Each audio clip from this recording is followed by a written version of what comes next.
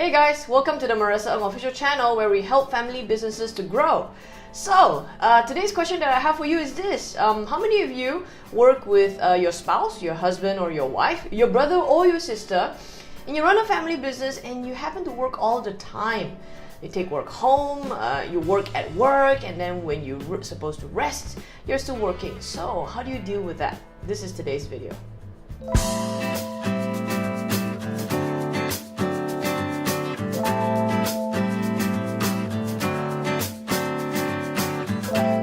Alright, well guys, if you are like most Asian business owners I know, you're probably working all the time.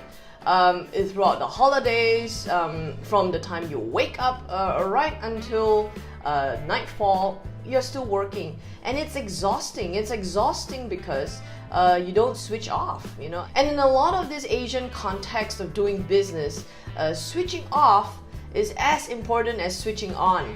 I'll say that again. Switching off is as important as switching on. If you don't switch off, you can't switch on. And just imagine if you're on all the time. And that's okay if you're doing it short term, you know, you're trying to chase this contract, you're trying to chase this project, just for a bit. But over the long term, what happens to you? What happens to you in the business? What happens to you in the family, the relationship? And you know, do you start taking it out on each other? And you start losing your tempers around each other over very, very small things that really could have been solved by being patient or just being a little bit clear. So how do you deal with that? I've got 6 different things that I do to stay sane, to be able to switch off, to be able to switch on and stay very, very present. I want to share some of those 6 tips with you, and here it goes. Tip number 1, have an office. Have a place that you go to, you know, have a Starbucks, have a favorite cafe that is near your house, or, you know, try not to work at home, because if you're like me, one of the things that I do is that I work all the time, and if it's possible, I have the computer stuck to my face 24/7. You know, I just love, I get ideas all the time. Everything that I look at, you know, I could be cooking, I could be, you know, doing something. I'm always thinking about work, you know. So if you're like that, have a place that you go to, and that's very important. You know, there are tons of shared offices around.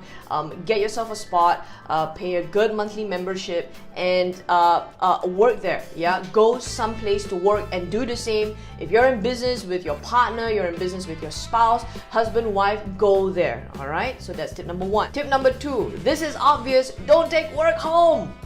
You know, I'm guilty of this.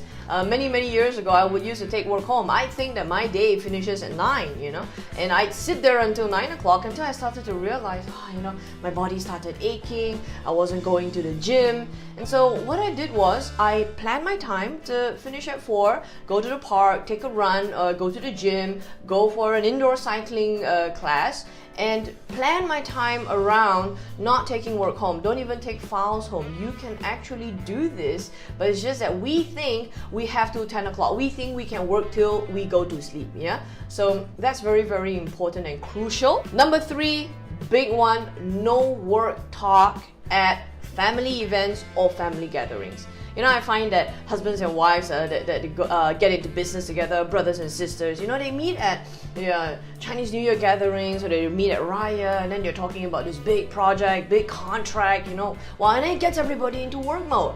No, stay in celebration mode. And, you know, have that agreement with your spouse and say, hey, no talking about work, yeah? And then just both of you respect that agreement so it does not eat into the actual quality time with your family. And number 4, this is a big one. I've implemented this across some family businesses that I've coached. There is actually a penalty box. Ding, ding, ding. Have a penalty box for anybody that breaks the rule. The rule is once we get home, 6 o'clock, 7 o'clock, dinner, no work talk. Do that and have a penalty box. Agree with that, you know, put a dollar in, put $10 in, but have an agreement for any time somebody breaks the rule, put the money in there. Therefore, you keep to some healthy rules of the game to maintain a great relationship while being in business together. Number 5, agree on alternative communication. Now, I know there are some things that are so urgent. It's so urgent that I need to tell you now, hey, do you remember that email? Did you send it to the supplier? Hey, do you remember that customer? And we're on a very tight deadline for that contract, but did you send this? Did you? And sometimes you are sitting right next to your husband, and he's sitting there, and you're just saying, oh, did you handle that? And it's just almost out, and you don't want to break the rule. You go, oh, darling, did you send that email? Now, this is the thing. Refrain from that. This is tip number 5. If you have some really urgent forms of communication, or sometimes you just want to get something off your chest, but you don't want it to disturb quality time, agree on it has to be email communications. If anything urgent goes into an email, your spouse will see it tomorrow, your partner will see it tomorrow morning, or it has to be in a form of a text message, something that is not a direct communication that will disturb or disrupt the time that you have at the present moment. So this is really, really crucial. Again, a rule that must be agreed among 2 people or a group of people. Number 6, and this is a big one, I did this recently as well. I turned my handphone on silent.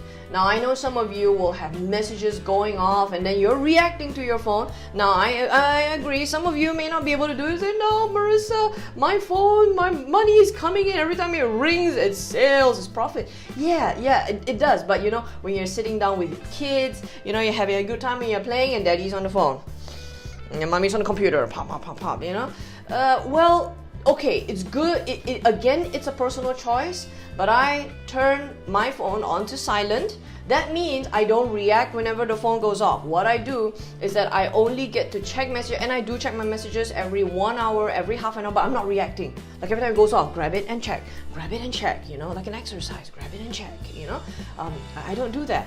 So you only reply to messages when you go to the phone, which is half an hour, and 1 hour you set the interval.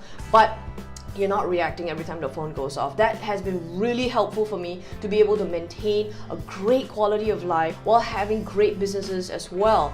Because it's not worth it if I have a great business, I'm reacting all the time, I'm urgent, I'm responding to so many messages, but I start losing that quality of my life at the same time. So it wasn't worth it, but I took some control measures. So guys, I really do hope this video is powerful for you. It's very, very targeted at, if you're working with your family member, you're working with partners, loved ones, siblings, and you want to be able to maintain good quality relationships. It's not worth it if the business starts to take that away from you. Yeah, although, you can say, my brother, he will do anything for me. This is my wife or my husband, and he will do anything for me. Yes, but don't take that for granted. Don't let the relationship, don't let the great life fall to the business, because it is about great business and great life. I'll see you next week. Hey guys, welcome to the Maresa Ng official channel where we help businesses to grow. Cut! Family businesses.